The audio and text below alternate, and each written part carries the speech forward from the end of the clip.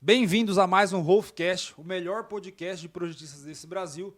Meu nome é Eric Félix, eu sou sócio e head de negócios aqui na Rolf, nosso escritório de projetos complementares. E aqui do meu lado...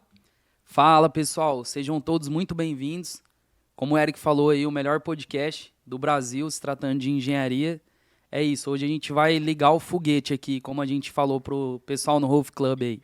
Gerenciamento de escritórios. Se você tem um escritório e tem dores na hora de contratar, na hora de cuidar os prazos, gerenciar as informações, gerenciar a sua equipe, fica com a gente que você vai aprender um pouquinho hoje.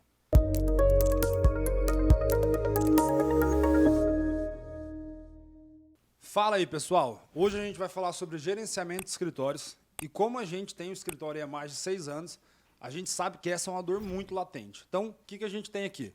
Um compilado de perguntas que o pessoal fez lá no Rolf Club. Inclusive, se você ainda não faz parte do Rolf Club, está vendo esse vídeo aqui, eu vou deixar o link aqui na descrição. É só clicar, cair para dentro do grupo. Lá a gente fala sobre vendas de projetos e gestão de escritórios.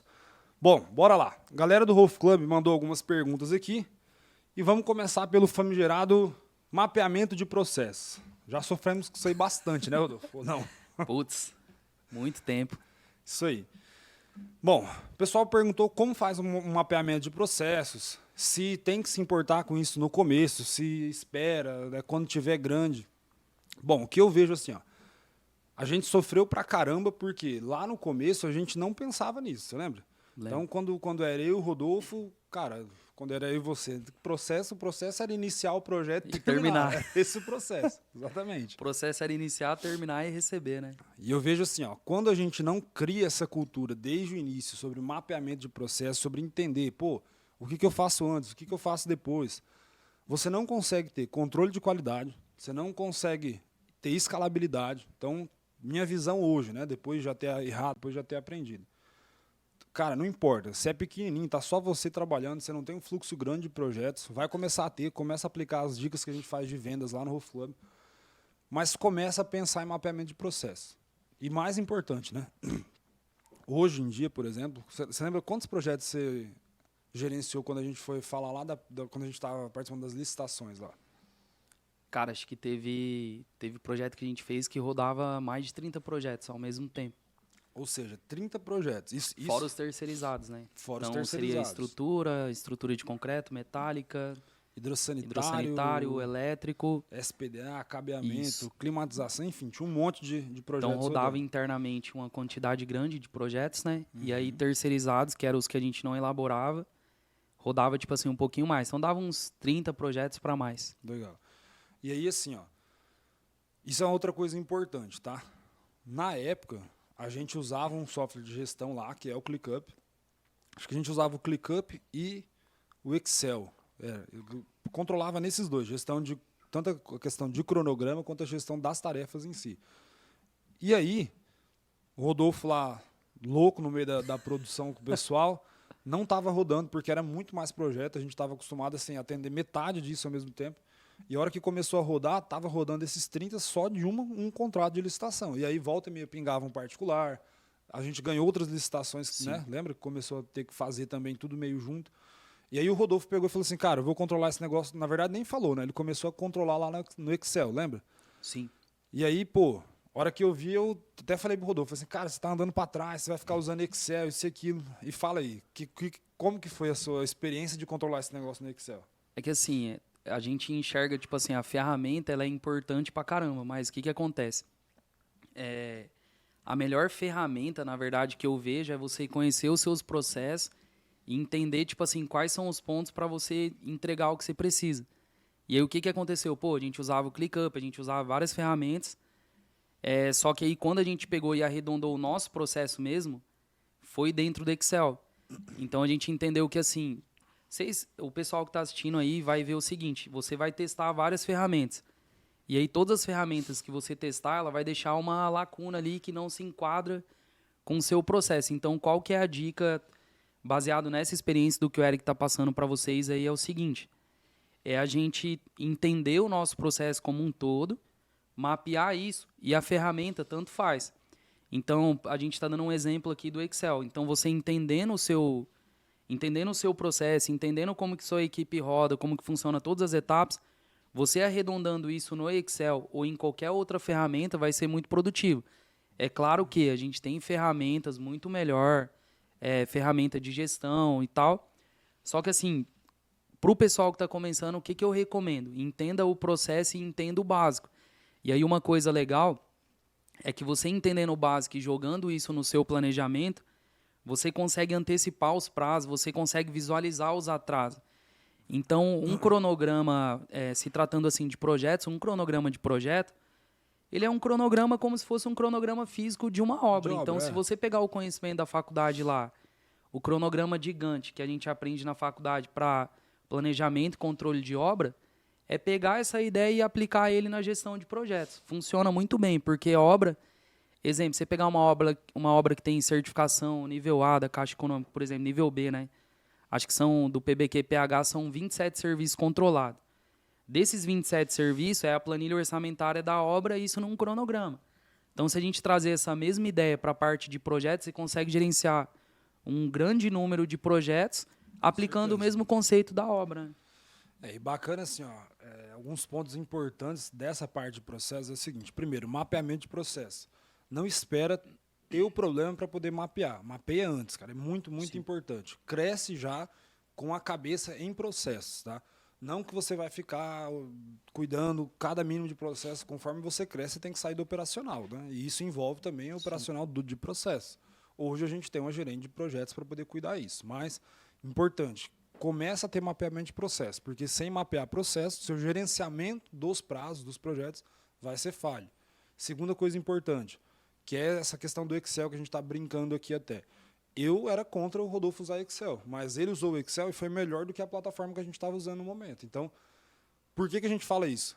Quando a gente começou a pensar nisso, a gente testou ClickUp, Trello, que mais? Qual mais? Monday a gente testou. Asana a gente testou. Acho que tinha um outro que era de contabilidade, a gente tentou adaptar também, lembra? Pagamos lá uns 6 meses, não usamos nem um mês, mais ou menos. Sim. A gente testou várias ferramentas, né? Exatamente. Nenhum disso deu certo. Por quê? Porque o que estava faltando por trás é a mesma coisa assim, ó. Eu vou pensar em apresentar um puta projeto detalhado, massa pra caramba, bonito, mas tecnicamente ele tá cheio de falha. Então, não é válido, entendeu? Por isso, pensa primeiro no mapeamento de processo, amadurece a questão da gestão dos prazos, aí você pensa em plataforma. Ah, mas eu quero começar na plataforma. Beleza, sem problemas. Mas o seu foco não pode ser a plataforma. Tem que ser a visão macro de tudo que está rolando. Entendeu simples, né? Entendeu simples. É por isso que o Rodolfo conseguiu dar conta de ver 30 projetos rodando ao mesmo tempo. Ele via o macro, e aí depois de ver o macro, conseguia falar, pô, esse cara tá iminente atraso, eu vou cuidar desse cara. Aí ele ia lá no micro que a gente fala para poder cuidar de um projeto em específico. O Eric, uma coisa que a gente vê que é legal assim, ó, é trazer o conceito literalmente da obra ali para a parte de projetos. Porque o que acontece? A gente vê pessoas controlando projetos, prazos e tudo mais, só que a gente percebe que o cara faz um cronograma, por exemplo, cronograma de obra.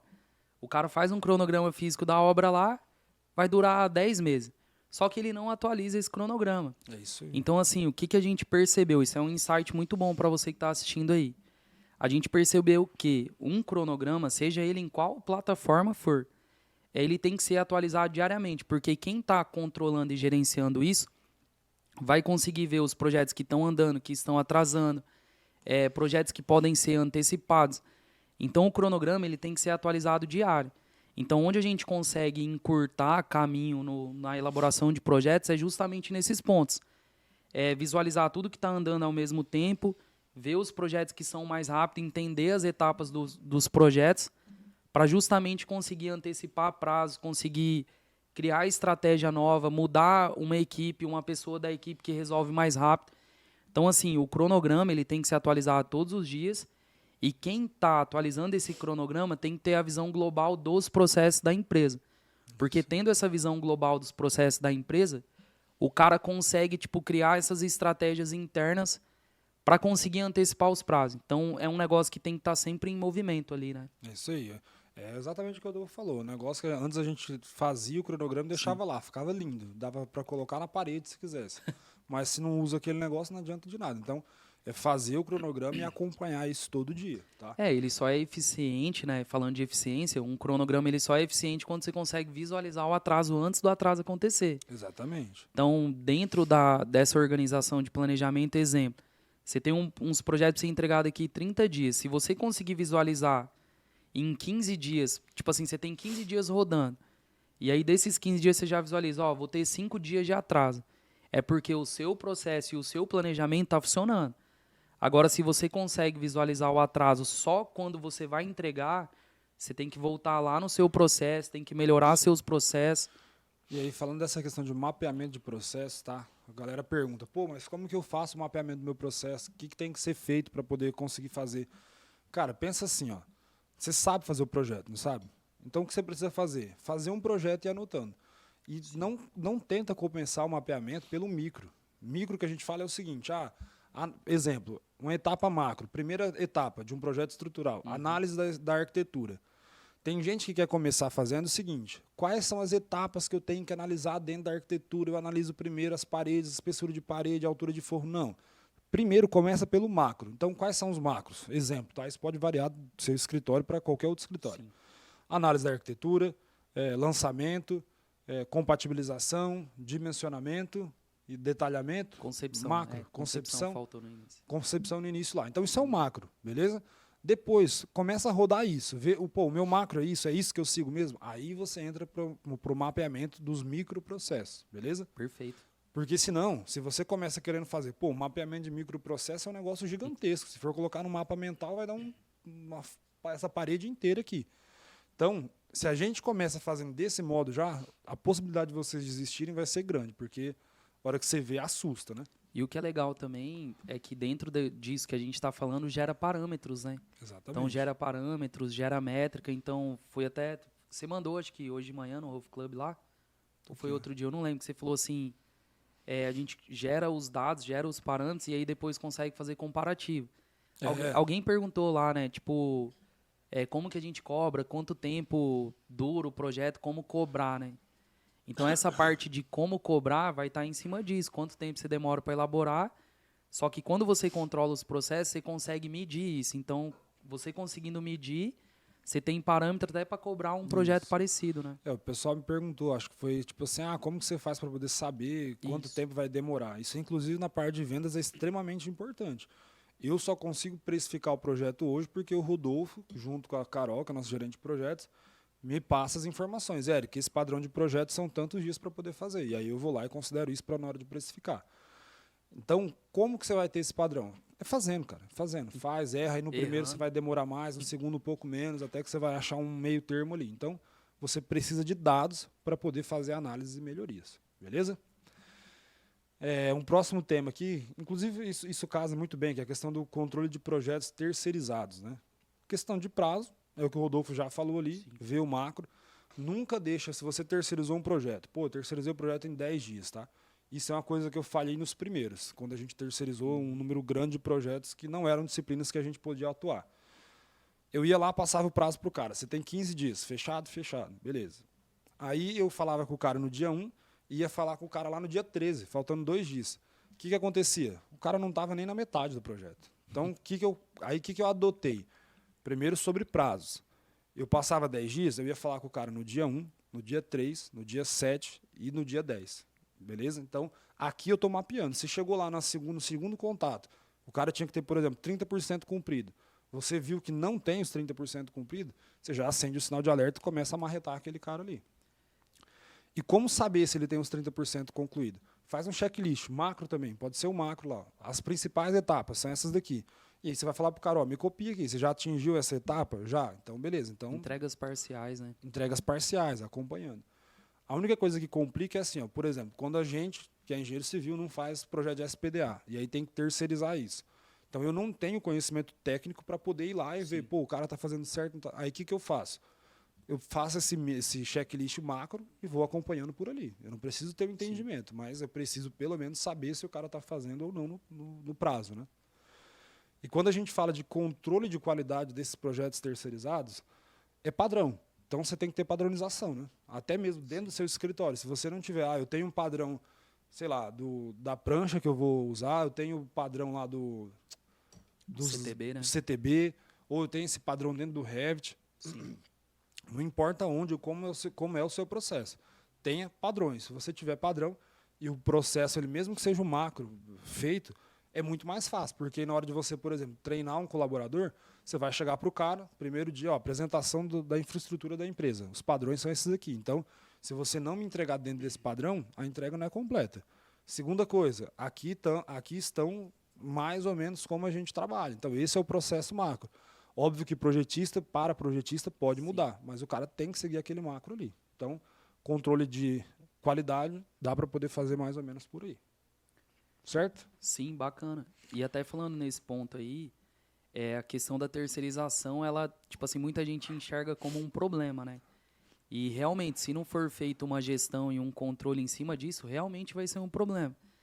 Então, uma dica legal que a gente sempre fala pro pessoal e troca ideia é para quando você for terceirizar um projeto, você nunca receber o resultado final.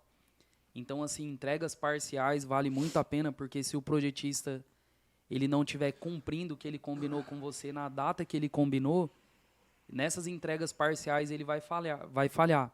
E é como o Eric falou, já vai acender o alerta e aí você já vai ter que ir pensando, criando estratégia para poder resolver isso. Um outro ponto em cima da terceirização é você avaliar os fornecedores. Boa. Então, você criar um processo dentro da sua empresa, se você quer trabalhar com terceirização, por exemplo, assim, ó, em obra, o pessoal de construtor, incorporador, eles têm isso muito bem definido. Então, eles têm um processo para poder avaliar um fornecedor. Exemplo, um fornecedor de concreto, um fornecedor de piso, fornecedor de telha. Então, eles têm um processo lá que eles avaliam o fornecedor, pede documentação do fornecedor e tudo mais. Então, para contratar um projeto terceirizado, segue a mesma ideia. Então, você tem que ter um processo ali para você avaliar o fornecedor de projeto para você. E aí, desse fornecedor, você vai exigir alguns documentos, como quais projetos você já fez desse porte, que é importante. Me manda alguns exemplos de modelo de projeto para a gente poder avaliar. Então, você cria um processo para avaliar o grau de entrega do seu fornecedor. Boa. Entendeu? Então, avalia histórico, avalia entrega, avalia qualidade. E aí você vai montar um banco de dados ali de fornecedores para poder te atender. Porque, assim, vai chegar um ponto que o cara não vai conseguir sempre... Eu tenho um fornecedor só, eu trabalho com projeto terceirizado.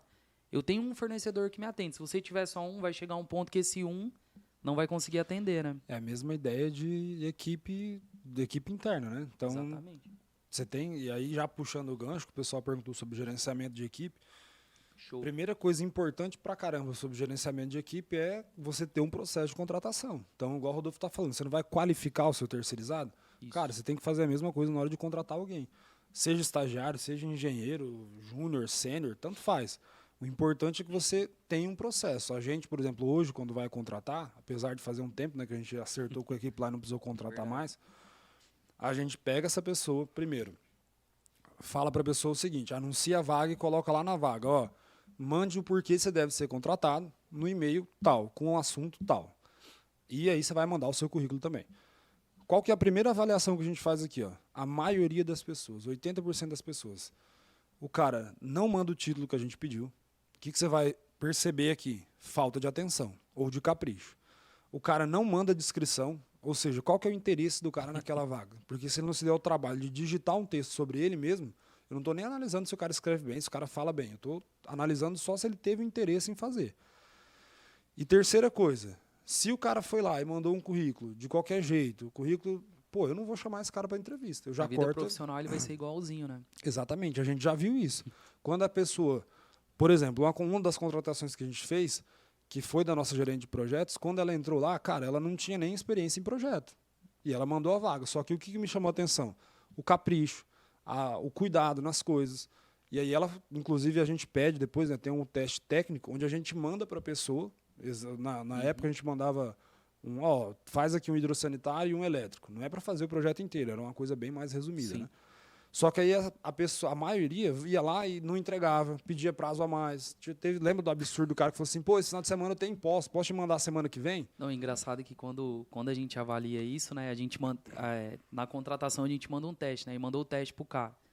Aí o cara chamou você no Whats, né, Eric, eu tenho pós-graduação no final de semana. Aí tinha um prazo para poder cumprir a entrega, né, do teste no e-mail. Aí o cara mandou no Whats falando, ó, posso entregar segunda-feira, que final de semana eu tenho pós. O que esse cara fez? Ele não entregou, verdade. Eu ainda abri pro cara entregar, ele não entregou. Essas coisas são as coisas que vão fazer você evitar de colocar um mau profissional dentro da empresa que vai te custar muito mais, cara. Ou seja, se você trouxesse esse cara para dentro da empresa, o que ele ia fazer? Ia ter um prazo de um projeto para poder entregar, ele ia falar que ia ter uma pós final de semana, que a gente não sabe, pode ser que tenha, só que ele ia dar uma desculpa e não ia fazer o que precisava fazer. Exatamente. E aí a gente consegue descobrir isso de maneira muito mais rápida, testando as pessoas. Tanto é que currículo, a gente nem olha currículo, né, velho? Sim, a gente assim, o que eu olho no currículo é para saber, o cara teve uma decência de colocar, exatamente. Mas assim, currículo não é o fator decisivo. Perfeito. A gente não pode ficar contratando pessoas, sejam profissionais sênior, júnior, enfim, estagiário. A gente não pode ficar contratando as pessoas só pelo técnico. Porque o técnico você vai construir de maneira... Cara, se o seu técnico é bom, você vai construir outros profissionais. Sim. Não se preocupa com isso. Agora, o comportamental, não. A gente já teve exemplos dentro do escritório de pessoas que, tecnicamente, hoje poderiam estar no nível do Rodolfo, mas pararam no meio do caminho. Por quê? Porque o comportamental da pessoa travou. Sim. Então, é muito mais importante, né? Pô, falando disso aí, o que eu vejo que é legal pra caramba essa questão de teste, porque antes como que funcionava, né? A gente avaliava o currículo da pessoa, até falando assim para a gestão do tempo, né? A gente tá falando de gestão de escritório, a gente vai falar muito de gestão do tempo. A gente recebia o currículo da pessoa aí, exemplo, abriu uma vaga, tinha 50 currículos para olhar. Então a gente tinha que disponibilizar o tempo para ler os 50 currículos, entrar em contato com as pessoas, marcar entrevista, selecionar os melhores ali, depois chamar para entrevista de novo. Enfim, olha o tempo que você gasta nisso. Então, como que a gente encurtou esse caminho na gestão do tempo? A gente criou testes internos, né, para poder avaliar a pessoa. Então, um dos testes é igual o Eric falou, a gente envia, recebe o currículo, a gente olha o nome da pessoa, onde que ela mora, onde que estudou e tudo mais. Mas isso não é decisivo, a gente não quer saber se o cara estudou na Federal, se ele estudou na Uniderp, se estudou na Unigran. Pra gente isso aí tanto faz, a gente quer saber o quanto que o cara resolve, né? Antigamente tinha-se muito esse conceito, né? Ah, não, federal, que é... Cara, hoje em dia, na verdade, não tem nada contra federal, contra particular. Para mim, eu tô cagando onde o cara fez a faculdade. O que interessa é a entrega que ele vai dar pra gente. Exatamente. E aí, o que tem se mostrado é o seguinte, é melhor você ter uma pessoa que o cara tem a veia de empreendedor, ou seja, o cara existe uma possibilidade de um dia o cara ter um escritório, e você pode pensar, pô, mas esse cara pode ser meu concorrente, pode roubar os meus clientes. Cara, para de pensar desse jeito. É melhor você trazer alguém assim para dentro da sua equipe do que o cara que é o que vai fazer exatamente o que você mandar, que não vai pensar por conta, que não vai tentar resolver nada. Isso sim é muito mais problemático, né? Perfeito. E aí, pode falar. E nessa questão do teste aí, o que eu vejo que é legal é o seguinte, quando você manda um teste, e aí você dá um prazo para a pessoa cumprir esse teste, você já consegue eliminar mais um monte de gente. Primeiro, o cara que é bom em desculpa, ele nem vai fazer o teste. Ele não vai fazer, ele não vai mandar, ele não vai responder, ele não vai mandar nada. Aí o cara que é bom, que sempre dá desculpa, ele vai inventar alguma desculpa como esse menino aí. Tipo, eu posso mandar depois, posso não sei o quê? Pode. Ele também não vai mandar. E aí, com o teste, você consegue descobrir outras coisas. Exemplo, porque assim, a ideia do nosso teste não é saber se o cara é bom naquilo, se ele é o melhor. A ideia é a gente descobrir pontos que a gente só iria descobrir na hora que esse cara estivesse rodando dentro da empresa. Então, por exemplo, se o cara é relaxado, assim, faz as coisas de qualquer jeito, ele vai mandar o teste tudo zoado, tudo desformatado, tudo bagunçado, de qualquer jeito, só para poder... Sabe aquele trabalho de última hora? Que você faz de qualquer jeito só para mandar por mandar? Então, esse perfil de pessoa você consegue identificar por esse teste. O cara que não cumpre prazo, você consegue identificar por esse teste. O cara que é bom em desculpa, você consegue identificar. O que mais que a gente consegue identificar? Cara, na verdade, assim, toda a parte do comportamental da pessoa, com isso você consegue mapear e falar, pô, esse cara serve, tem a ver comigo. Sim. Ou não, esse cara não tem nada a ver comigo. Outro ponto legal também é que a gente consegue ver o grau da pessoa, assim, porque quando a gente manda o teste, a gente não quer saber se o cara é especialista, ele já sabe resolver aquilo. Mas a gente quer saber assim, ó, a gente já teve respostas muito legais, que o cara mandava assim, ó, mandava tudo organizado certinho, falou, ó, eu nunca fiz isso. Eu nunca fiz isso, mas o que eu produzi tá aqui e o e-mail tá aqui. Aí você olha a apresentação do cara. Ele fez um negócio certinho. Ele, tipo assim, ele errou em algumas coisas ali, beleza. Só que ele entendeu o que precisava ser entregue, ele entregou o resultado. Ele falou que não sabia, só que ele tentou fazer. Exatamente. Então, assim, pra mim, cara, o mais importante nesse contexto é o cara, tipo assim, ó, tentar fazer. Porque isso mostra um perfil de pessoa que a hora que bater um problema na mão dele, ele não vai falar assim, ó, não, eu não sei, eu nunca fiz, eu vou Isso é um desesperar. problema Não, eu grande, né? vou tentar resolver, né? E outra coisa, tá? Falando aí até dessa parte de contratações. As melhores pessoas que a gente contratou até hoje, que são as pessoas que estão na equipe, a gente não contratou pelo técnico. O técnico delas não existia ou existia muito pouco. Então a gente formou a parte técnica, mas o comportamental desde o começo sempre foi destaque. E essas pessoas são as pessoas que estão com a gente até hoje, que estão crescendo pra caramba. Então, foca nisso. É melhor você ter alguém que corra com você, que tenha a mesma mentalidade que você, falando, né, da parte profissional, do que você ter alguém que tecnicamente é muito bom, mas o comportamental da pessoa é problemático. Isso aí. E aí a gente falando, inclusive, disso, de gerenciamento de equipe, tá?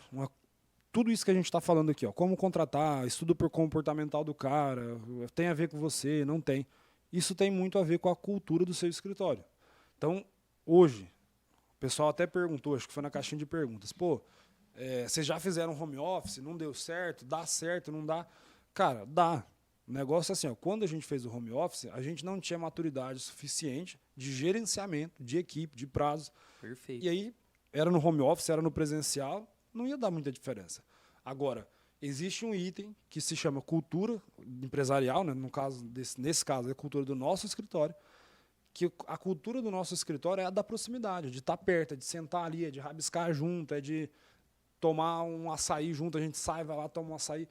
Então, essa cultura, para a gente, é muito mais importante. Pode ser que no futuro, e a gente tem planos disso também, a gente fale, ó, beleza, a partir de agora vai cada um para sua casa. A gente tem até uma pessoa na equipe que fica em home office, duas, na verdade, né? Uhum. Pode ser que um dia a gente fale, ó, beleza, virtualizou o escritório. Mas ainda assim a gente tem a ver com esse presencial, esse estar perto, tá? Então, aproveitando, falando disso de cultura da empresa, olha como isso é importante. A gente saiu de uma equipe de 17 pessoas, lembra? Nossa, isso é demais. Justamente na época que a gente estava na parte ali das licitações. Cara, era 17 pessoas, mal cabia a gente dentro do escritório. É gente. Pra caramba. E aí a gente olhava assim, ó, subia né, a gente ficava numa outra parte, levantava, olhava pela tela do computador assim e via lá uma porrada de gente. Falava assim, caralho, velho. Na verdade, a gente assustou, né? Porque não foi... a gente foi crescendo. A hora que teve um dia que eu cheguei, eu olhei assim e falei, caramba, mas tem gente pra caramba aqui, cara. E aí, pô, muita gente, e aí o pessoal pode pensar, nossa, caramba, 17 pessoas, os caras deviam estar faturando pra caramba. Acreditem, com 17 pessoas a gente faturava menos do que hoje, onde tem 10 pessoas na nossa equipe. E das 10 pessoas na nossa equipe, 2 são comercial marketing. Ou seja, de fato a gente tem 8 pessoas na equipe. E uma sacada gigantesca, né? E a gente consegue faturar mais do que faturava quando tinha 17 pessoas. Alguém mandou essa pergunta aí também, né? Não falando lembro, sobre... Alguém mandou lá no Rove Club falando sobre o número de pessoas na equipe ou como crescer o número de pessoas no escritório. E é exatamente o que o Eric tá falando. Tipo assim, às vezes a gente acha... A visão que a gente tinha anterior lá era que, assim, a gente aumentando o número de pessoas, a gente ia aumentar o número de serviços que ia captar e tal. Aumenta a produtividade. Aumentar faturamento, produtividade, só que é muito pelo contrário. Se você cresce muito de uma maneira sem estrutura, sem processo, sem definição das coisas, é igual o Eric tá falando, você vai aumentar o seu custo pra caramba, que era o que aconteceu com a gente, e aí você não tem os processos redondos e isso vai virando uma bola, né, cara? E aí, falando de custos, cara, assusta, porque no mês você tem 30 pau de conta para pagar, no outro você tem 60, porque você contratou e tem gente, e as pessoas que estão entrando, se os processos não estão definidos, se a cultura da empresa não está definida. Então, esse é um problema que a gente tem quando a gente fala de aumentar de forma não intencional. O que é forma não intencional? Minha demanda aumentou, preciso de gente porque eu não vou dar conta, joga a gente lá dentro. Isso é um crescimento não intencional, não programado, não planejado. O problema disso é que você vai contratar rápido, você não vai fazer os testes que precisa, você não vai sentir a pessoa como precisa, vai colocar essas pessoas lá dentro. E quando você colocar elas lá dentro, você vai estar colocando pessoas que vão correr contra os seus princípios. Então, pô, o meu princípio, sei lá, o meu princípio eu não gosto de entregar projeto cagado. E aí você não viu se o cara tem o mesmo princípio, você vai jogar o cara lá dentro, o cara vai estragar o seu escritório, a sua visão, a sua entrega e começar, inclusive, a contaminar outras pessoas que são boas. O que a gente teve para sair de uma equipe de 17 para 10 pessoas foi um dia chegar, olhar e falar, pô, peraí, ó, o meu custo dobrou e o meu faturamento continua a mesma porcaria. Então, isso são análises E o que importa, né?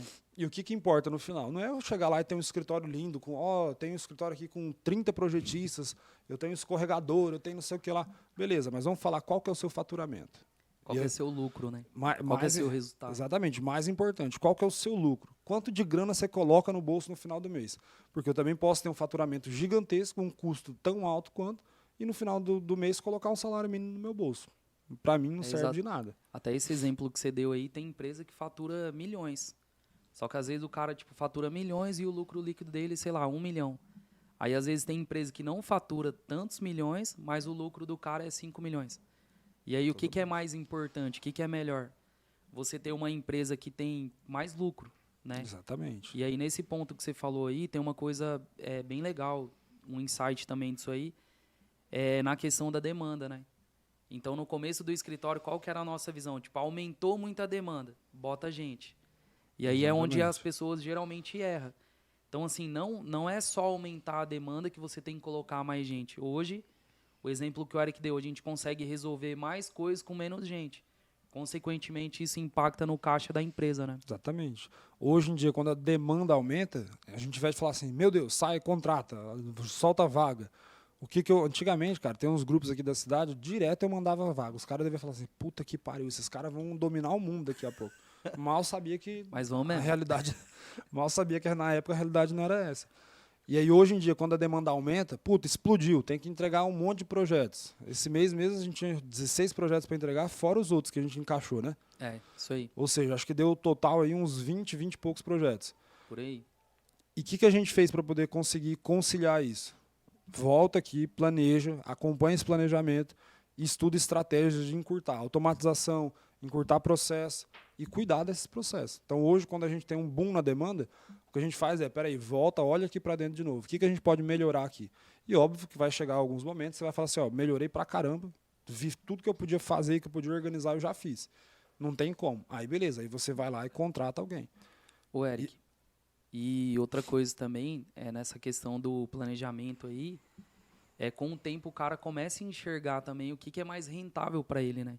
Sim. Então, tipo assim, com o tempo o cara tá produzindo um monte de coisa. Se ele não enxergar dentro do processo, dentro das métricas ali, do que acertou e do que errou, ele não vai conseguir enxergar o que é rentável. E às vezes vai acontecer que, às vezes o cara tá com a empresa, com um monte de gente lá, fazendo serviços que não são rentáveis para ele, porque ele gasta mais tempo do que ele recebe. E aí, resumo da história, ele vai estar faturando menos, né? Exatamente. E quando a gente fala dessa questão de contratação também, uma outra coisa que perguntaram é assim, eu coloco mais estagiário, eu coloco mais engenheiro. Ah, mas o custo do engenheiro é alto. Beleza, vou fazer vocês pensarem no seguinte. Enquanto a gente pensa no operacional, enquanto a gente está no operacional... Saúde, corta. Essa parte tem que cortar. Vai dar na palma, né? Dá na palma. Beleza. Enquanto a gente está no operacional, você vai ter a seguinte mentalidade. Eu ganho, às vezes, sei lá, estou começando, eu ganho 5. Aí eu vou contratar um cara que ganha 5. Puta, mas esse cara vai ganhar mais do que eu, cara. Puta, mas eu sou o dono do escritório, eu não sei o que lá, eu não sei o que lá. Esquece, está errado. Enquanto essa mentalidade existir na sua cabeça, você é operacional. Quando você passa para o estratégico, o que você vai fazer? Eu ganho 5. Tem um profissional aqui que ganha 8. Só que esse cara projeta, às vezes, até melhor do que eu. Esse cara tem visão macro, esse cara tem gerenciamento de equipe, esse cara tem um espírito empreendedor de resolver. Ele não está preocupado se ele vai cumprir o horário das 8 às 6 da tarde. Ele está preocupado com a entrega que ele vai fazer aqui. Esse cara, traz para dentro, cara. Deixa ele receber mais do que você, não tem problema. Bonifica, inclusive, esse cara. Porque a hora que isso começar a acontecer, o que vai acontecer com você? Você vai ter tempo para ir atrás de outras coisas. E é onde a empresa cresce, né? E é onde a empresa cresce. O seu escritório não vai crescer com você projetando. O seu escritório vai crescer com você pensando. Então, isso é ser estratégico. é sair do operacional. Então, mas aí se eu saio do operacional, então eu deixei de ser engenheiro? Não, você se tornou um engenheiro mais inteligente, tá? E eu falo isso, coisa massa. e eu falo isso porque quando eu saí da parte de operacional, que eu falei, vou vender, cara, na minha cabeça era um dilema gigantesco, porque eu falei assim, porra, eu estudei 5 não, né? Eu estudei quase 8 anos. Eu estudei 8 anos, formei nessa porcaria, vou ter que pagar o FIES, e eu não vou atuar como engenheiro? Ô, sabe o que eu lembrei agora? Eu lembrei da vez que eu falei pra você assim, eu falei, cara, você não tem que projetar mais, velho. Aí você pegou e olhou assim, você ficou bravo, eu vi que você ficou puta aí. Falei, cara, você não tem que projetar mais, tem que vender, tem que não sei o quê. Aí eu lembro até hoje, você olhou pra mim e falou assim, mas eu sou engenheiro, pô, e agora? Como que eu não vou projetar mais? Exatamente. O que eu vou fazer então? Vai vender, pô. E hoje é muito massa que o Eric não projeta e, tipo assim, pô, dá muito certo isso, né, velho? Com certeza. Então, Só que é uma coisa que a gente vê, assim, que é mais uma coisa de ego, né? O engenheiro, tipo, não, que eu sou engenheiro, eu estudei pra caramba, eu tenho que fazer projeto, eu tenho que não sei o quê. Só que aí quando o cara sai dali, ele fica com esse negócio, tipo assim, pô, mas será que eu vou deixar de ser engenheiro? Não, você não vai deixar de ser engenheiro. Você vai aplicar os seus conhecimentos da engenharia, só que voltado a outras áreas. E aí, só que na versão, no global, né? No macro, né? Cara, e a formação na engenharia, tanto faz, se é elétrica, ou civil, mecânica, tanto faz. Ajuda muito a gente na visão estratégica das coisas. E isso é um grande diferencial. Tem várias empresas aí que, por exemplo, para o financeiro, os caras buscam engenheiro. O cara não quer. Né? Banco gosta muito de banco, as incorporadoras grandes, os caras querem os engenheiros. Não é porque é para trabalhar como engenheiro. É porque o cara que é engenheiro tem uma visão estratégica muito melhor. Então, quebra esse preconceito também. Você não tem que ser o projetista da sua empresa. Você tem que ser o gestor da sua empresa. Então, pô, o que eu vou fazer? Exemplo, a gente, nas últimas semanas, nos últimos meses aí, teve uma virada de chave e a gente falou assim, vamos testar tal nicho, vamos ver isso aqui. E aí a gente falou, putz, isso aqui é muito mais lucrativo, o que a gente está fazendo com o nosso tempo? Só que a gente não ia conseguir aproveitar essa oportunidade se a gente não tivesse pensando um pouco de longe, tirando a cabeça lá de dentro dos projetos. Então isso é muito importante. Vamos puxar outra pergunta aqui. O pessoal falou a questão de rotinas do escritório, reunião, acompanhamento de prazo. Acompanhamento de prazo a gente já falou aqui. Reuniões, a importância das reuniões. Cara, antigamente, com essa equipe de 17 pessoas aí, ó, a gente fazia um negócio que chamava daily. Já deve ter ouvido falar já. Então, todo dia a gente chegava no escritório mais cedo para poder ir lá, vamos conversar aqui, vamos falar dos prazos, vamos falar de não sei o que lá. Pode pegar aí, pô. Não tem problema não. Pode deixar, não precisa nem cortar. Isso aí, tamo junto. Ó, aí a gente ficava nessa pilha. Pô, todos os projetos, dele, ficava louco lá. Cara, a reunião... Foi um insight massa dessa parte aí. Porque um dia a gente chegou e falou assim, tá, beleza, a gente tem 17 pessoas, a gente tá fazendo a daily aqui, mas e se a gente tivesse 100 pessoas? Quanto tempo a gente ia gastar pra fazer isso? Exatamente. A daily era assim, ó, ficava todo mundo em pé numa mesa em U que a gente tem no escritório. Em U não, reta, né? Aí cada um ia falando, eu tô mexendo com o projeto tal e não sei o que lá, e o prazo é tal. Cara, atrasava do mesmo jeito, dava merda do mesmo jeito. Hoje, a gente não tem a daily, mas a gente tem reuniões estratégicas. A hora que precisa, tem uma coisa que precisa fazer, que está ruim, né? Vai lá, faz a reunião, passa para a equipe. Outra coisa, a hora que a gente precisa, uma coisa que o cara fez me incomodou. Feedback rápido, não fica burocratizando a coisa, não. Sei lá, você fez, o cara tá errando aqui. WhatsApp, a gente faz no WhatsApp. Fulano, isso aqui. Assim, vamos fazer desse jeito? Esteja aberto a ouvir, porque vocês também vão errar. A gente erra. Hoje a gente errou. Hoje a gente cobrou uma pessoa de algo que a gente, no meio da correria, tomou uma ação, depois mudou essa ação no meio do caminho e não retornou para a equipe. Então, vocês também vão errar. Então, tenham humildade na hora de dar os feedbacks, porque você vai dar o feedback, pô, errei. Cara, show de bola, você está certo, vou corrigir agora e vamos para frente, vamos melhorar. Então, questões de reunião, cara, eu acho importante reuniões mais estratégicas do que essas reuniões como a gente fazia ali da daily, prazo. Se você tem um gerente de projetos, por exemplo, se você pensa em vai treinar alguém para poder ser essa pessoa, essa resposta tem que ser do cara. Você tem que estar correndo atrás de outras coisas e não ficar preocupado em, se você tiver uma equipe aí de 20 pessoas, você vai pegar e ficar perguntando para cada uma das pessoas o que elas estão fazendo, o que é, o que nós... A gente não enxerga isso como produtivo, tá? Falando em questão de produtividade também, o pessoal perguntou aqui sobre detalhamento e produtividade. Cara, Isso é um negócio importante. Tipo assim, ó, com o Revit aí que tá em alta, o BIM tá em alta, show de bola. Não tem nada contra, tá? Inclusive, eu falo muito de automatização de processos e o Revit é um software que facilita isso muito. Apesar de lá no CAD a gente já ter o Lisp, né? Sim. Enfim. Só que é o seguinte, vocês vão ter que achar um equilíbrio entre as coisas. O que é o equilíbrio? Quando a gente atendia só a parte de civil residencial e a gente ia entregar os projetos, a gente queria um projeto hidrossanitário, cara, top. O cara tinha que olhar e se encantar com aquilo ali. E até aí não está errado. O problema é o seguinte, você consegue cobrar as horas que você leva para fazer esse projeto? Porque se a gente está falando de escritório como empresa, o que é empresa? Qual que é o objetivo de uma empresa? Obter lucro. Se o meu objetivo é obter lucro e eu tenho uma atividade que eu não recebo para poder fazer e mesmo assim eu faço, eu estou indo contra o principal objetivo da empresa, que é obter lucro. Então, Eric, então você está falando que eu tenho que entregar o projeto pouco detalhado? Não, é longe disso. Mas você tem que balancear. Se você consegue cobrar pelo projeto que você quer entregar, manda bala. Cara, detalhe o que você quiser. Detalhe os parafusos que vai segurar o apoio do tubo lá. Show de bola. Se você não recebe por isso, tem clientes que o cara quer pagar um projeto em BIM, um projeto bem detalhado.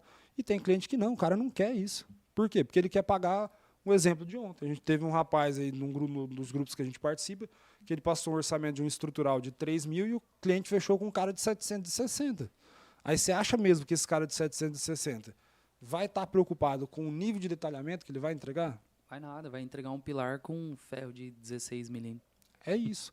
Então, assim, ninguém aqui está dizendo que tem que entregar projeto porco, mal detalhado, mal dimensionado. A gente tem uma parcela do mercado aí de projetistas que faz isso. Mas o prejuízo, o risco que esses caras correm não é contabilizado. E a hora que der a merda, vai sair do mercado. Então, não sejam esses projetistas. No entanto, pensem sempre. Eu cobro, eu recebo pelo nível de projeto que eu quero entregar? Não, não recebo. Então, você tem duas alternativas. Ou você vai buscar clientes que querem o nível de projeto que você entrega, e aí você vai precisar fazer o quê? Prospectar. Ou você vai ter que ajustar o seu nível de detalhamento para o padrão que o cliente está querendo te pagar. Então, produtividade versus detalhamento, enfim, entrega de projeto, tem que haver esse balanceamento, né? Perfeito. Tecnicamente, o projeto tem que estar muito bem Exatamente. apresentado. Então, assim, o que o Eric está falando assim, mais da parte técnica é você entregar um projeto tecnicamente correto, só que o nível de detalhamento que você está recebendo para isso. E quando a gente fala isso, pô, às vezes tem projetistas, cara, é muito bom você ver um projeto muito bonito, muito bem apresentado, aquela prancha que encanta com 3D e tudo mais. Só que o mercado da engenharia é uma concorrência horrível. Então, pô, enquanto você é empresa, tem CNPJ, tem os custos tudo mais alto, você cobra X, os caras tá cobrando R$700, igual você deu o exemplo, Exatamente. R$700 no projeto. Então, fica até difícil e meio desleal você conseguir concorrer com um cara desse com um nível de projeto absurdo, de detalhamento e tudo mais.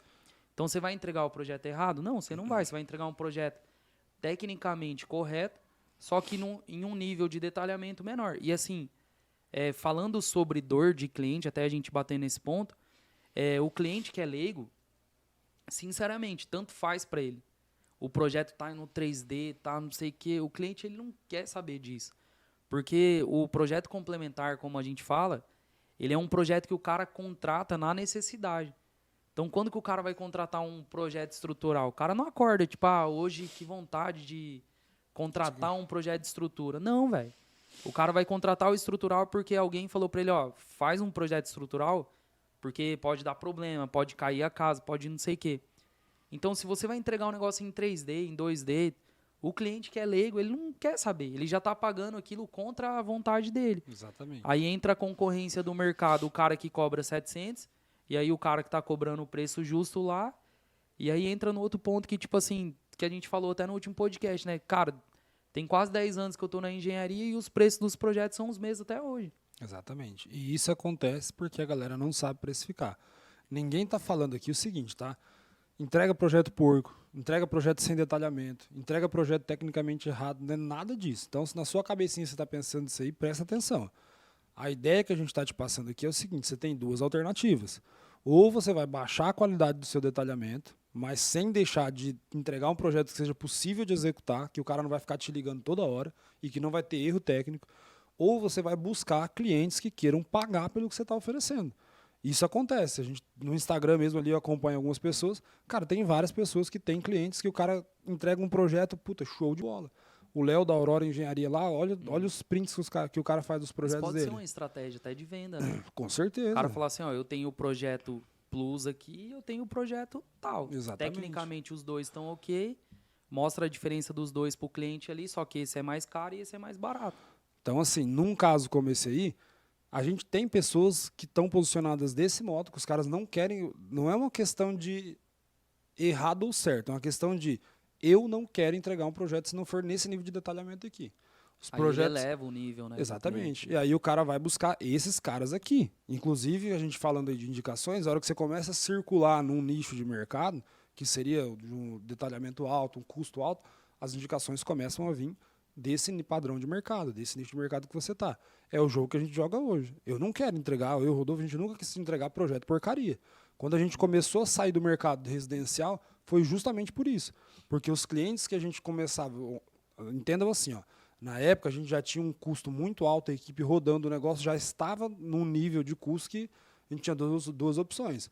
Ou ia baixar a qualidade do projeto, que aí era o que os concorrentes da gente faziam, entregavam uns projetos porco, sem nem a parte ali de melhoramento das armaduras, por exemplo, de um projeto, os caras Nossa, a faziam. gente já viu pilar de casa térrea com ferro de 16 milímetros, cara. Entendeu? Aí, Casinha térrea de pilar 15 por 30. ou seja, Não sei aí nem como que o cara fez isso.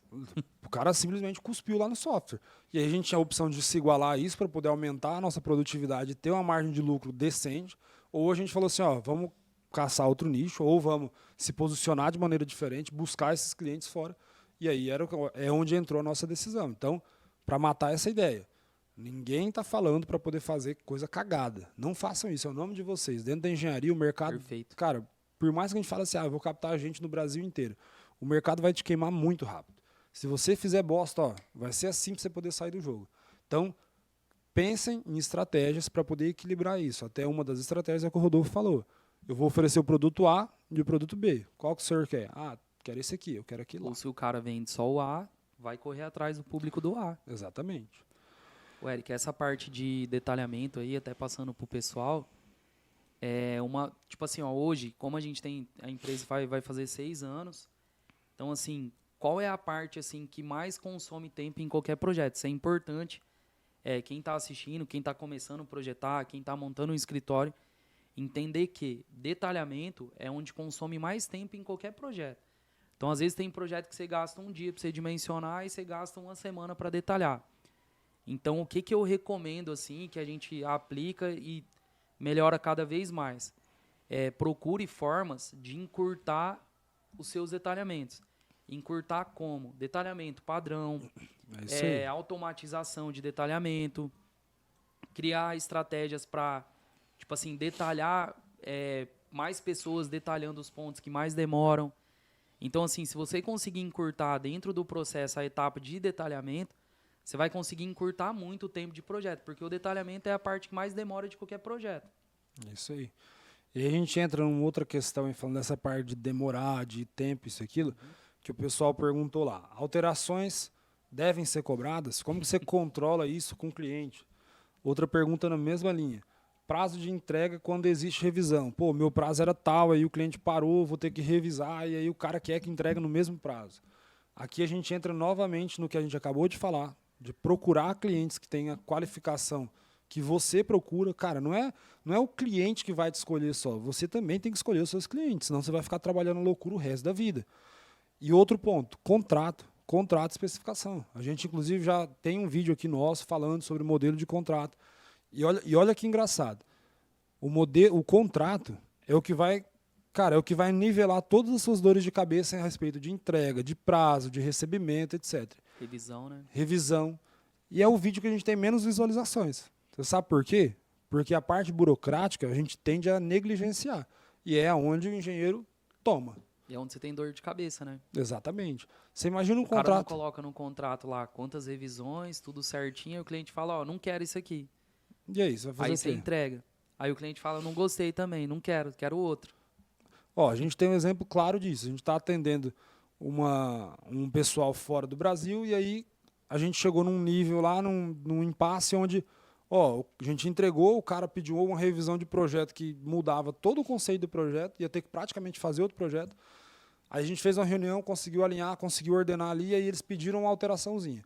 Só que essa alteração aqui já era a terceira, quarta entrega que eles queriam que ajustasse alguma coisa. Problema disso, eu tinha um projeto que já era para ter sido recebido de um valor considerável e não recebi. O que eu fiz? Fui lá falar com os caras e falei, ó, tá aqui o contrato. No contrato eu rezo que na entrega do meu projeto eu recebo a segunda parcela. Então eu recebo 50% na entrada, 50% na entrega do projeto. E aí o que o jurídico dos caras falou? Você tem o contrato? Eu falei, vocês deviam ter, né? Mas beleza, tá aqui, ó. Aí o cara falou, não, beleza, pode emitir a nota que eu vou pagar. Por quê? E isso sem precisar entrar num embate, numa discussão, numa coisa cansativa. Porque o contrato é quem vai te proteger dessas coisas. Revisão, eu sou obrigado a revisar, eu não sou? Aí entra o seguinte. Primeiro, está no contrato? Se você especificou lá no contrato, ó, você tem direito a uma revisão, a 2 revisões, segue o que está no contrato. Ah, não, está no contrato, mas mesmo assim o cliente quer, o cliente está falando, aí entra a sua análise. Estratégia de novo. Esse cara é um cara que eu quero manter? Faz sentido eu manter? É só esse problema que eu estou tendo, mas ele é um bom cliente? Porque toda vez vai se repetir isso, né? Exatamente. Se for isso, beleza, aí eu vou, se fizer sentido, eu vou atender. Não, não faz sentido. Eu já vi que esse cara é problemático, ele não tem bom senso. Então, você toda vez ele vai vir com os mesmos problemas. Exatamente. Então, nesse caso, pega e foca em captar outros clientes. Se esquece aqui. Ah, mas eu vou deixar o projeto pela metade? Não, entrega o que você se propôs a entregar. Isso aí. Mas não vai ficar revisando o projeto eternamente. A gente tem que entender o seguinte, ó, a gente vende horas. E se a gente não consegue controlar o que a gente vende, que são as horas técnicas, a gente vai tomar prejuízo o resto da vida, vai trabalhar de graça o resto da vida. Então, contrato é a melhor alternativa para poder controlar revisão, prazo de entrega, recebimento. O pessoal até me perguntou uma vez, né, antes da gente falar de financeiro aí, mas o pessoal perguntou, pô, como que vocês fazem para não tomar calote na segunda parcela? Cara, eu nunca tomei. Aliás, eu tomei um calote uma vez, eu e o Rodolfo tomamos um calote de uma fiscalização que a gente resolveu fazer lá no início, que foi um calote de R$500. Ponto. Nunca mais tomei um calote. Por quê? Sempre pautado em contrato. Então eu tenho o contrato. Se for dar merda, beleza, eu tenho o contrato. Se for algo que vale a pena, eu vou acionar na justiça. Acabou. É fácil de resolver. E pra galera que tá começando, né? É um erro muito comum, né? Pra quem tá começando. Tipo, o cara, formei agora, vou começar a fazer projeto e tal. E começa a fazer projeto sem fazer contrato, sem deixar tudo especificado. Então, esse vídeo que o Eric tá falando aí sobre a elaboração de contrato e tal, tem até um modelo lá. Então, para quem está começando a projetar agora, vai lá no YouTube, dá uma olhada no nosso canal. Tem o arquivo disponibilizado, a gente disponibilizou também. E não faça nada sem contrato, porque o contrato ele vai te resguardar de vários problemas. E assim, vai ter problema, tá? Então, vai ter problema e quando você tiver, você vai estar amparado no contrato certinho. E aí, o que está no contrato vai ser cumprido, tanto da sua parte como da parte do cliente. E aí, se caso tiver algum problema muito maior, você pode ir para a parte jurídica, né? É isso aí. E aí, até puxando outro gancho aí, que é a questão do financeiro, né? Eu gosto bastante de falar sobre financeiro. Ontem a gente estava fazendo uma aula com os alunos da Karen lá, no curso de elétrica dela. E aí a gente falou de prospecção lá. E aí entrou não lembro em que momento que entrou uma questão financeira. Ah, mas como que eu controlo o financeiro da empresa? Como que eu controlo o meu financeiro? Isso é misturado? Não é. Legal. Primeira regra de ouro. A empresa é a empresa. Você... Ah, mas eu sou dono da empresa. Você trabalha para a empresa. Então, você recebe um salário para poder trabalhar na empresa. Ah, mas e como que os caras enriquecem? Eles enriquecem por causa do lucro. Lucro é o que vai fazer você enriquecer. Por isso a gente bate na tecla. Aprende a precificar, precifica certo, entende seus custos, entende o que é margem de lucro, qual que é a margem de lucro que você consegue obter. Porque é através do lucro que você vai começar a viver melhor, a ter rentabilidade melhor. Fora isso, você é um funcionário da empresa. E quanto mais operacional você for, mais você vai sentir isso. Então, primeiro de tudo, caixa da empresa, caixa da empresa. Caixa do Joãozinho, que é o dono da empresa, é o caixa do Joãozinho. Não mistura. Se misturar os dois, vai quebrar a empresa, certeza. Vai dar merda. Então, daqui a pouco você tá lá, vou fechar as contas do mês. Aí eu tenho que pagar o contador, a ração do meu cachorro. Cara, não existe isso, tá? E na contabilidade nem vai separar isso. O cara misturar, como que vai fazer depois, né? Exatamente. É um erro gigantesco, que muita gente no início comete. Outra coisa importante pra caramba. Tenha controle financeiro. Não é porque você é sozinho, eu tenho só eu que projeto. Você tem que ter o controle. A gente hoje usa o Conta Azul, mas tem uma infinidade de plataformas aí. O que você tem que fazer? Cadastra lá todas as despesas, cara, do ano, tá? Então, eu tenho software, eu vou parcelar em 5 vezes, cadastra lá. E aí já cadastra do outro ano. Esse é legal pra caramba do Conta Azul, né? Pra caramba, é onde a gente tem a visão da empresa. Eu consigo chegar lá, abrir o caixa, ver a previsão dos próximos 6 meses. Falar assim, ó, temos caixa aqui tranquilamente para manter os 6 meses. Não temos que correr atrás de serviço. Aí eu vou lá, ó, prospecção, galera, vamos trazer venda para dentro da empresa. Então isso vocês precisam ter para poder. O nome disso é o seguinte, é inteligência financeira. Você tem que ter inteligência financeira dentro da empresa e na sua vida pessoal. Controlar os gastos, controlar os recebimentos, ter reserva. Então, assim, se você já tem um escritório, tem funcionário, isso e aquilo, e não tem uma reserva aí, pelo menos para 6 meses, 3 meses que seja, você está correndo um risco que você nem está vendo. Então, controla. O Conta Azul é uma plataforma só, mas enfim, a gente tem uma infinidade de plataformas aí. Esse da reserva financeira é muito importante, né? Se tratando do caixa da empresa. Um exemplo é a gente fez serviço para órgão público que a gente demorou 5 meses para receber, né? Exatamente, Então, a maior parte do contrato. É a maior parte do contrato. Então imagina que você está fazendo para o pessoal que é ir para a área pública aí. Se você não tiver caixa, nem vai, porque você vai quebrar. Porque geralmente os recebimentos eles demoram para poder entrar, eles entram, mas demora e se você não tiver caixa contando com aquele dinheiro, você está ferrado.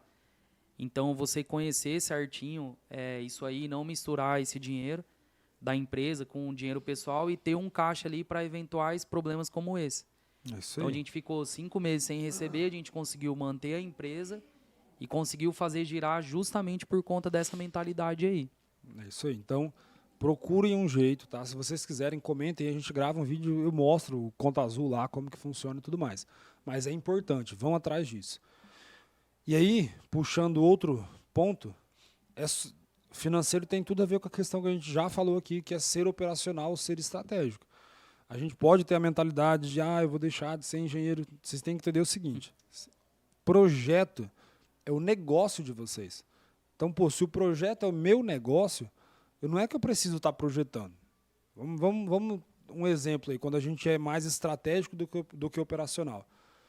Enquanto você está na frente de batalha lá com o pessoal ou sozinho, você não pensa em estratégia de crescimento. Uhum. Como, por exemplo, você acha a Casas Bahia. Casas Bahia não vende móveis. A gente pode pensar, ela vende móveis, eletrodomésticos. Ganha dinheiro em outro lugar, né? A grana dos caras não vem de lá. A grana dos caras vem das operações de crédito. Eles vendem crédito. E aí você vai falar assim, puta, olha que sacada massa, é legal. Mas como você acha que o cara chegou nessa conclusão? O cara chegou nessa conclusão sendo estratégico, pensando em como que eu ganho dinheiro, o que eu vou fazer para poder aumentar a minha margem de lucro. E aí é onde você vai ter essas sacadas. Só que você só consegue fazer isso a hora que você sai do operacional. Isso aí. A galera até perguntou aqui também, como sair do operacional? Cara, 2 coisas para você sair do operacional. Primeiro, processo. Tenha os seus processos. Mas se tiver processo, eu vou continuar operacionando. Não, aí entra a segunda parte, que é contratar pessoas boas. Não contrata gente ruim, porque o custo disso é gigantesco. Tem que resolver o ego, né? Primeiro. Exatamente.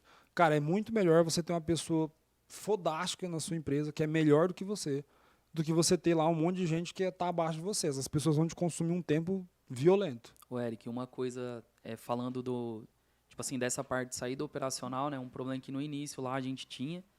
Eu acho que você que está assistindo aí, que quer sair do operacional, você pode ter esse problema também.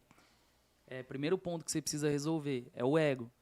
Então, assim, eu sou o único cara que sei fazer isso na empresa, eu sou o melhor cara. E aí, você sendo esse cara, você não consegue confiar numa pessoa. Então, por exemplo, eu faço projeto estrutural. Eu falo isso porque no início eu era desse jeito. Então, quando eu comecei fazendo projeto estrutural e a gente começou a ter que colocar pessoas, eu ficava, com medo. Então, eu falava, mas será que o cara vai fazer do mesmo jeito que eu estou fazendo?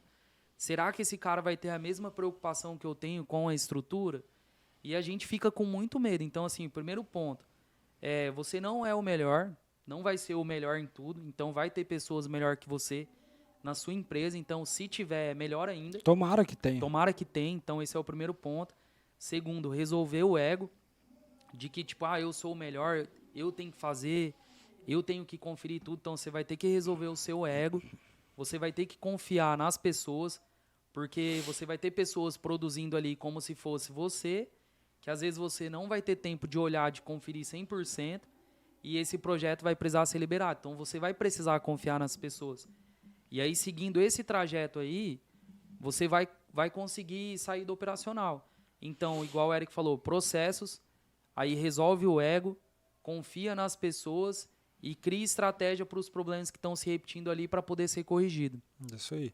Vocês acham, por exemplo, lá que Steve Jobs era o cara mais foda? Não, mas ele era o cara mais estratégico lá dentro. E de nenhuma empresa, né? Se pegar qualquer empresa dessas muito grande, tipo o Mark Zuckerberg, esses caras, cara, eles não são os caras mais foda. Exatamente. Só que é os caras que entendem de processo, de gestão, de equipe, de tudo mais, tem a visão lá na frente, busca pessoas fodásticas, muito melhor que eles, para botar para poder resolver um problema específico.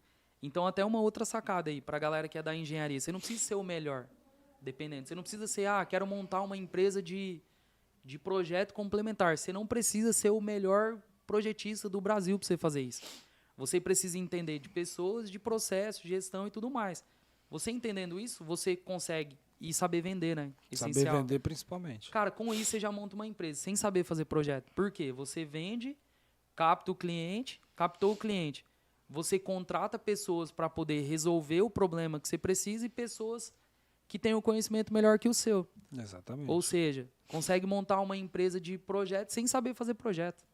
A grande realidade é que assim, alguém que entende mais de estratégia, de vendas, de gerenciamento de equipe e prazo, vai ter um escritório muito melhor do que quem é projetista. O cara que manja muito de cálculo. Puta, um exemplo disso, a gente tem pessoas aí que dão curso de cálculo, que dão aula de cálculo, de estruturas.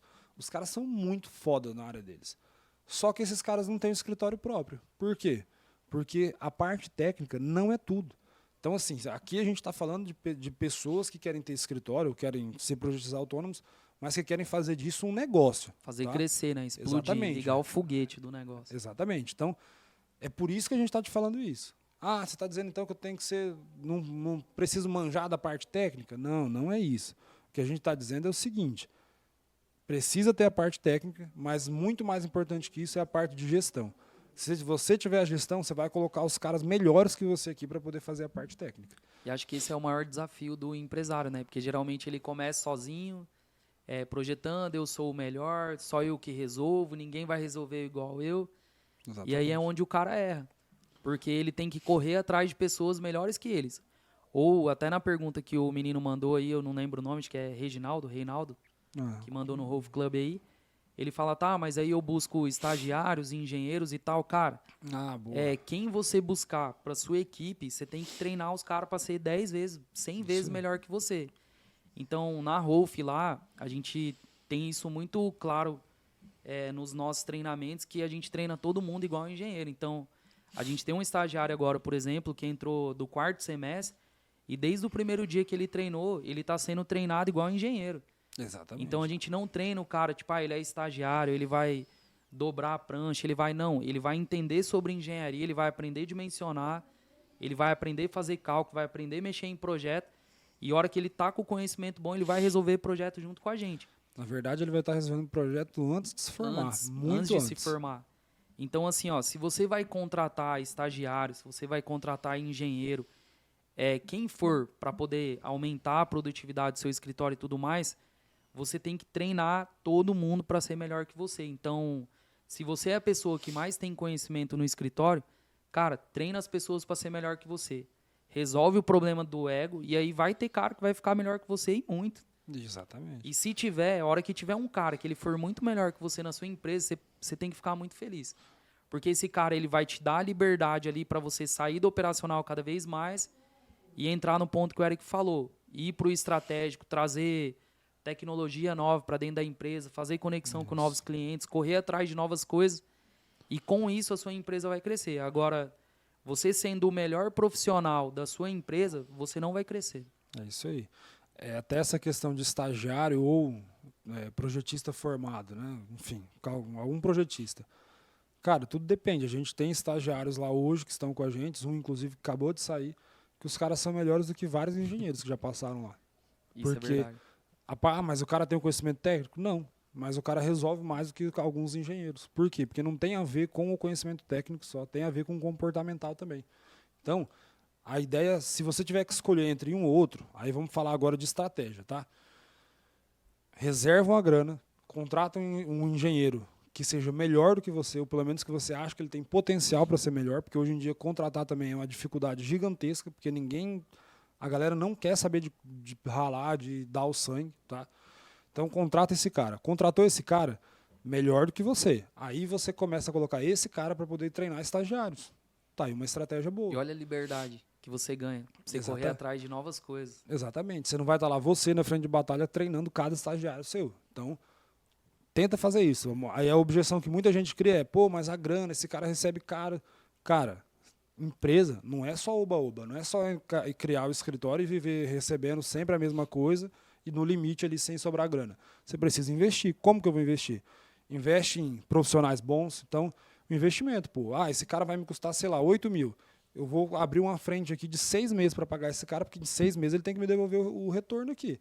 Aí você vai lá, 6 meses vezes 8 mil, eu tenho que ter 48 mil. Deixa 50 mil para esse cara, vai lá e fala, ó, agora eu contratei você. E taca a fazer nesse cara. Daqui 6 meses, você não vai estar no mesmo estágio que você está hoje, porque você tem uma pessoa melhor do que você. Aí, isso é o que eu estou falando, isso é ligar o foguete, é eu pensar em estratégias que vão me permitir crescer e não ficar nessa mentalidade. Você está louco, 8 mil, nem eu ganho 8 mil. Cara, quem não se dispõe a pagar 8 mil, nunca vai ganhar 20, 30. Nunca vai ganhar 1 milhão, né? É a mentalidade de escassez. Tá? E isso é muito legal, porque quando a gente olhou para dentro do escritório e falou assim, cara, é mais importante ter menos pessoas, mais qualificadas e conseguir pagar mais para essa galera, nossa mente explodiu e puta, aí a gente começou realmente a ter liberdade. Hoje a gente está gravando esse podcast aqui, é sexta-feira, 11h40. Cara, jamais... a gente estava até a tampa, né? Jamais ia conseguir fazer isso.